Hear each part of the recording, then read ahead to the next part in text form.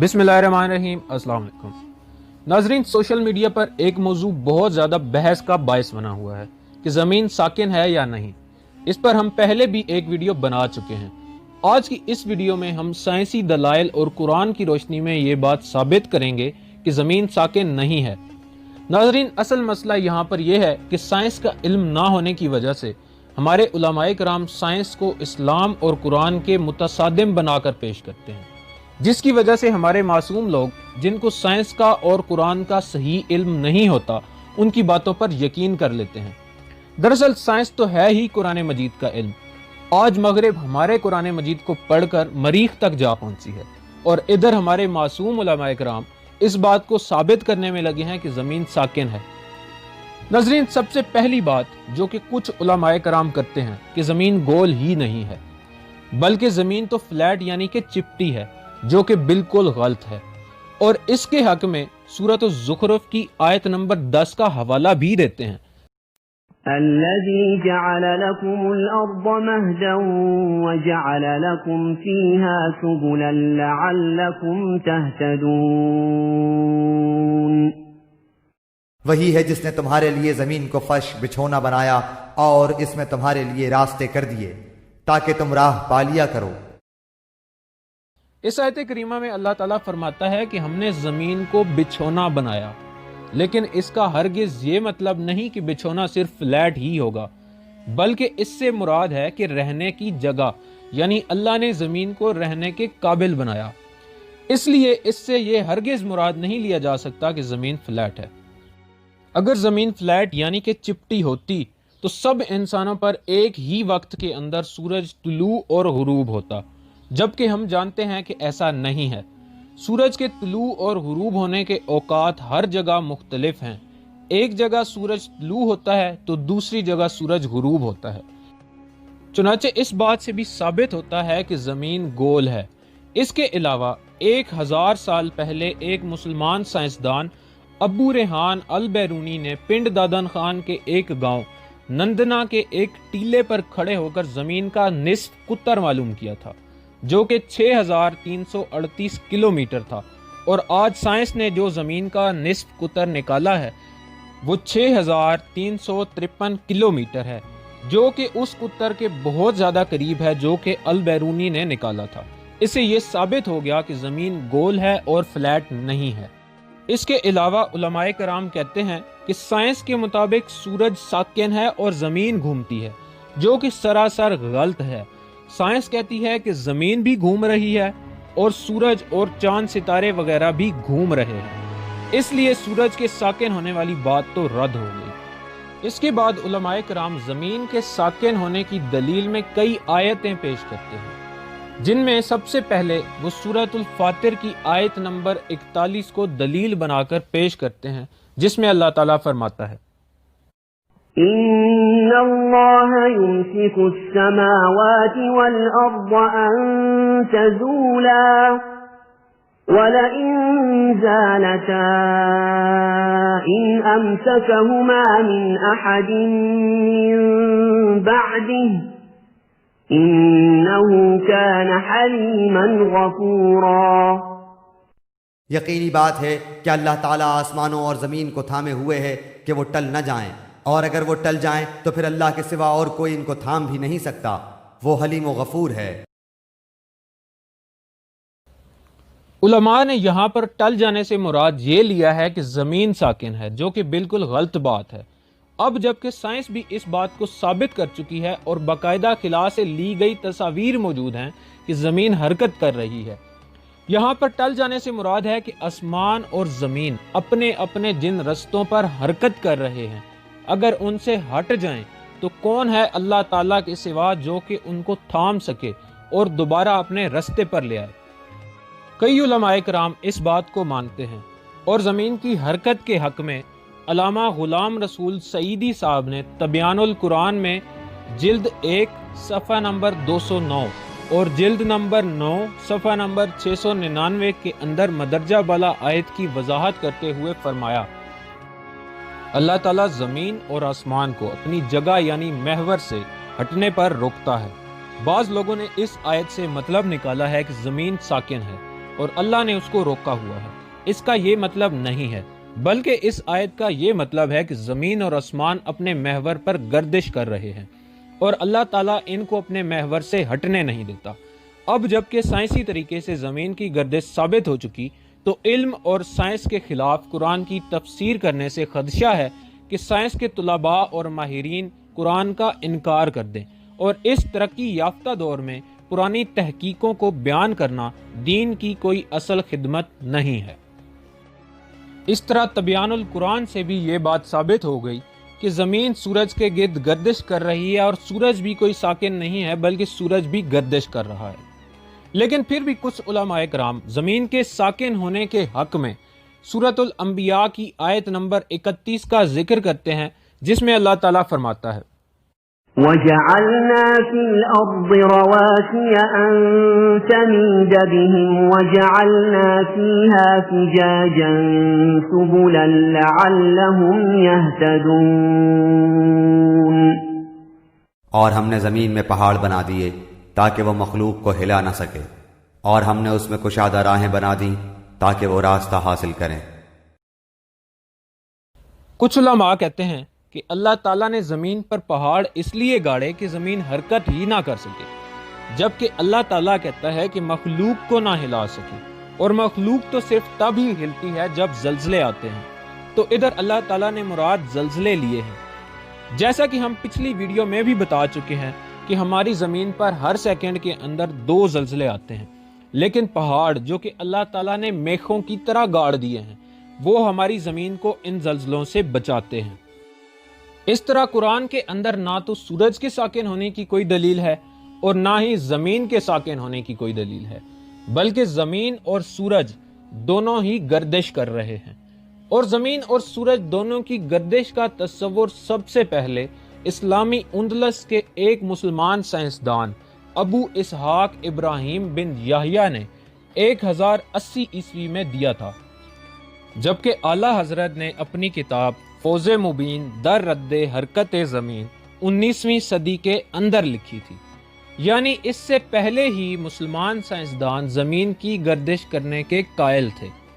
اس کے بعد سابق سعودی مفتی اعظم شیخ عبدالعزیز بھی پہلے تو زمین کے ساکن ہونے کے قائل تھے، اور انہوں نے 1966 میں اس پر ایک مضمون بھی لکھا تھا، لیکن بعد میں جب ان کے ایک قریبی دوست شہزادہ سلمان بن سلمان جو کہ ایک خلا باز تھے، انہوں نے ان کو بتایا کہ وہ خود خلا میں زمین کو گھومتا ہوا دیکھ کر آئے ہیں، تو اس کے بعد سے انہوں نے زمین کے ساکن ہونے والا نظریہ ترک کر دیا۔ اس کے علاوہ ڈاکٹر طاہر القادری صاحب نے بھی 22 سال پہلے اپنی ایک کتاب اسلام اور جدید سائنس کے اندر قرآن و سنت کی روشنی میں یہ بات ثابت کی کہ اسلام اور سائنس باہم متصادم نہیں ہیں، بلکہ سائنس تو ہے ہی قرآن مجید کا علم۔ اس کتاب کے اندر ایک موضوع ہے گردش آفتاب۔ اس میں وہ لکھتے ہیں کہ حقیقت یہ ہے کہ زمین سورج کے گرد محو گردش ہے، اور سورج بھی ساکن نہیں ہے، جیسا کہ قدیم نظریات میں خیال کیا جاتا تھا۔ ہماری کہکشاں ملکی وے دراصل ایک چکردار کہکشاں ہے۔ اس کے 4 بازو ہیں، جن میں واقع کروڑوں ستارے کہکشاں کے مرکز کے گرد گردش کرتے ہیں۔ سورج بھی اپنے ساتھی ستاروں کی طرح کہکشاں کے مرکز سے 30,000 نوری سال کے فاصلے پر کہکشاں کے ایک بازو اورین آرم میں واقع ہے، اور کہکشاں کے مرکز کے گرد 22 کروڑ سالوں میں اپنا ایک چکر پورا کرتا ہے۔ ناظرین، ابھی تک ہم نے قرآن اور علماء کے دلائل سے ہی یہ بات ثابت کی ہے کہ زمین گردش کر رہی ہے، لیکن اب یہ دیکھتے ہیں کہ سائنس اس چیز کو کس طرح بتاتی ہے۔ سائنس کہتی ہے کہ سورج گھوم رہا ہے، تو سوال یہ ہے کہ سورج کس کے گرد گھوم رہا ہے؟ دراصل قدرت کا یہ اصول ہے کہ خلا کے اندر موجود ہر چھوٹی چیز اپنے سے بڑی چیز کے گرد گھومتی ہے، اور اپنے محور کے گرد بھی گھومتی ہے۔ سورج ہماری زمین سے 109 گنا بڑا ہے، اس لیے زمین کو سورج کے گرد گھومنا پڑتا ہے، اور زمین اپنے محور یعنی ایکسس کے گرد بھی گھومتی ہے۔ اس کے علاوہ چاند ہماری زمین سے 80 گنا چھوٹا ہے، اس لیے چاند کو زمین کے گرد گھومنا پڑتا ہے، اور چاند اپنے محور کے گرد بھی گھومتا ہے۔ سورج ہماری کہکشاں یعنی گلیکسی کے اندر ایک چھوٹے سے ذرے کی حیثیت رکھتا ہے، اس لیے سورج اپنی کہکشاں کے گرد گھومتا ہے اور دیگر نظام شمسی کے سیارے بھی سورج کے گرد گھومتے ہیں، جن میں ہماری زمین بھی شامل ہے۔ یہ سارے سیارے اور ستارے اپنے اپنے مدار یعنی آربٹ کے اندر موجود ہیں اور ایک دوسرے کے آربٹ کے اندر نہیں جا سکتے، اور قرآن بھی سورہ یاسین کی آیت نمبر 40 کے اندر یہی بات بیان کرتا ہے۔ لا الشمس ينبغي لها أن تدرك القمر ولا الليل سابق النهار وكل في فلك يسبحون۔ نہ آفتاب کی یہ مجال ہے کہ چاند کو پکڑے، اور نہ رات دن پر آگے بڑھ جانے والی ہے، اور سب کے سب آسمان میں تیرتے پھرتے ہیں۔ ناظرین، اس آیت کریمہ سے یہ بات واضح ہو گئی کہ تمام ستارے اور سیارے اپنے اپنے مدار کے اندر گھوم رہے ہیں، اور اللہ تعالیٰ نے اس طرح کے گھومنے کے لیے تیرنے کی اصطلاح استعمال کی ہے۔ ناظرین، جو بھی چیز ایک خاص سپیڈ کے ساتھ اپنے محور یعنی ایکسس کے گرد گھومتی ہے تو اس کی وجہ سے اس کی کشش ثقل یعنی گریوٹی وجود میں آتی ہے۔ اگر وہ گھومنا بند کر دے تو کشش ثقل بھی ختم ہو جائے گی۔ اسی کشش ثقل کی وجہ سے ہر چیز زمین کی طرف کھنچی چلی آتی ہے، اور اسی کشش ثقل کی وجہ سے چاند بھی زمین کے گرد گردش کرتا ہے۔ لیکن اعلیٰ حضرت کشش ثقل کو نہیں مانتے تھے اور کہتے تھے کہ چیزیں اپنے اصل کی طرف جاتی ہیں، یعنی چیزیں جہاں کی ہوتی ہیں ادھر ہی واپس جاتی ہیں۔ ناظرین، یہ ویڈیو دیکھیے اور اس کے بعد ہم اس کی حقیقت بیان کرتے ہیں۔ پھر سائنسدانوں نے کہا حضرت کے زمانے میں کہ کشش ثقل ہے، سمجھا تو پا رہا ہوں نا میں آپ کو اپنی باتیں۔ اعلیٰ حضرت فاضل بریلوی رحمۃ اللہ علیہ کے زمانے میں لوگوں نے کہا کشش ثقل ہے جی، وہ کیا ہے؟ زمین چیزوں کو اپنی طرف کھینچتی ہے۔ یہ نظریہ کب بنا؟ ایک سائنسدان نہ بیٹھا تھا درخت کے نیچے، تو اس نے دیکھا کہ سیب گرا ہے تو وہ بھی زمین پہ آیا ہے، امرود ٹوٹا ہے تو وہ بھی زمین پہ آیا ہے، انار ٹوٹا ہے تو وہ بھی زمین پہ آیا ہے۔ تو کہنے لگا زمین میں کشش ہے، ہر شے کو کھینچتی ہے، اور کشش ثقل کا نظریہ بن گیا۔ اعلیٰ حضرت رحمۃ اللہ علیہ تک جب بات پہنچی تو آپ فرمانے لگے سائنسدان پاگل ہو گئے، سائنسدانوں کی جو اچھی بات ہوگی وہ مانی جائے گی، لیکن جو بات درست نہیں ہوگی وہ تسلیم نہیں کی جائے گی۔ آپ فرمانے لگے یہ کیا بات ہوئی کہ آدھا کلو کا سیب تو زمین نے کھینچ لیا، امرود بھی کھینچ لیا، انار بھی کھینچ لیا، اور غبارے میں 1.5 چھٹانک ہوا بھر دیا، وہ زمین سے کھینچا نہیں گیا، وہ اوپر اڑ گیا ہے۔ فرمانے لگے یہ کیسا کشش ثقل ہے؟ 1.5 چھٹانک ہوا ہوتی ہے نا غبارے میں، وہ زمین سے کھینچا۔ اعلیٰ حضرت فرمانے لگے اصل کشش ثقل نہیں، اصل بات یہ ہے کہ ہر چیز اپنی اصل کی طرف لوٹ جاتی ہے، ہر چیز اپنی اصل کی طرف۔ فرمانے لگے ہوا کی اصل اوپر ہے تو غبارہ اسے اوپر لے گیا، انار سیب امرود زمین سے پیدا ہو گئے تھے تو واپس زمین پہ آ گئے۔ ان تمام محترم علماء کرام سے ایک معصومانہ سا سوال ہے کہ اگر چیزیں اپنے اصل کی طرف واپس جاتی ہیں اور زمین کی کشش ثقل کی وجہ سے زمین پر نہیں آتی، تو اس طرح تو پھر لوہے کو آسمان کی طرف جانا چاہیے تھا، کیونکہ اللہ تعالیٰ نے لوہے کو آسمان سے نازل کیا اور اس کی اصل آسمان ہے نہ کہ زمین۔ سورۃ الحدید کی آیت نمبر 25 میں اللہ تعالیٰ فرماتا ہے کہ ہم نے لوہے کو نازل کیا۔ آج کی موجودہ سائنس بھی اس بات کو مانتی ہے کہ لوہا ہماری زمین کا حصہ نہیں ہے، بلکہ لوہا ہمارے پورے نظام شمسی کا حصہ نہیں ہے، اور یہ سورج سے بھی کئی گنا بڑے ستارے کے سپر نووا کی وجہ سے وجود میں آتا ہے۔ لیکن اعلیٰ حضرت کی دی ہوئی اس دلیل کے مطابق تو پھر لوہے کو پھینکنے پر آسمان کی طرف اڑ جانا چاہیے تھا، کیونکہ اس کی اصل زمین نہیں ہے۔ ناظرین، اس کے علاوہ کچھ لوگ زمین کے ساکن ہونے کے سلسلے میں بخاری شریف کی ایک حدیث پیش کرتے ہیں، جس میں حضرت ابو ذر بیان کرتے ہیں کہ جب سورج غروب ہوا تو حضور صلی اللہ علیہ وآلہ وسلم نے مجھ سے پوچھا کہ اے ابو ذر، کیا تم جانتے ہو یہ سورج کہاں جاتا ہے؟ میں نے عرض کی اللہ اور اس کے رسول ہی کو علم ہے۔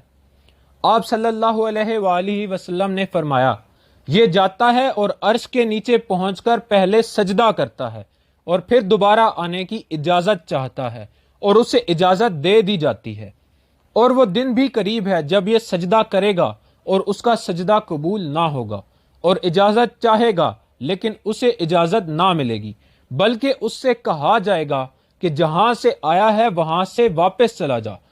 चुनाचे इस दिन वो मगरिब से निकलेगा। नाज़रीन किराम, इस हदीस मुबारक में ये तो बयान किया गया है कि सूरज गर्दिश करता है, जो कि साइंस भी मानती है, लेकिन इस हदीस मुबारक में ये कहीं भी नहीं लिखा गया कि सूरज ज़मीन के गिर्द गर्दिश करता है।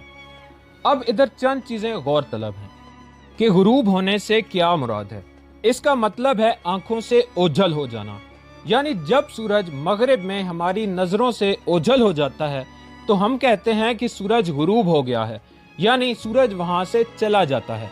लेकिन ऐन उसी वक्त सूरज किसी और मुल्क के अंदर तुलू भी हो रहा होता है, यानी हर वक्त सूरज कहीं ना कहीं गुरूब हो रहा होता है और कहीं ना कहीं तुलू हो रहा होता है।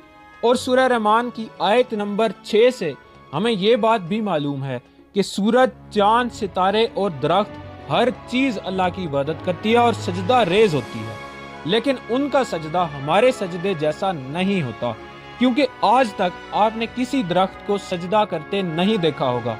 यानी हम ये नहीं जान सकते कि बाकी मखलूकात किस किस तरह इबादत करती हैं, ये अल्लाह ही बेहतर जानता है। इसके अलावा हम ये भी जानते हैं कि अल्लाह रब्बुल इज़्ज़त का अर्श 7 आसमानों से ऊपर है, यानी जितनी भी मखलूकात हैं वो अल्लाह के अर्श से नीचे ही हैं।